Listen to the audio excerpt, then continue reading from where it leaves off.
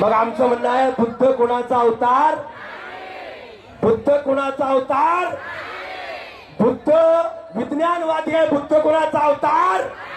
अरे म्हणून तर बोलतोय, महाबोधी विहारातून काढू,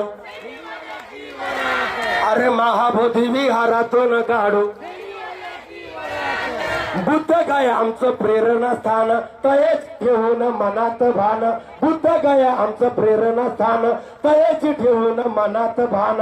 जिथे मिळाला बुद्धाला ज्ञान, पिंपळ वृक्ष तो आहे महान, पिंपळ वृक्ष तो आहे महान. पाखंडवादी हे वर्णवादी जाऊन बसले विहारात, पाखंडवादी हे वर्णवादी जाऊन बसले विहारात.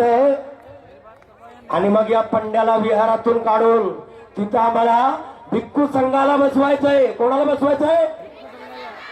कारण त्या विहारामध्ये काही घंटी वाजवायची नाही, त्या विहारामध्ये काही आरत्या करायच्या नाही, त्या विहारामध्ये काही गुलाल बुक्का उडवायचा नाही.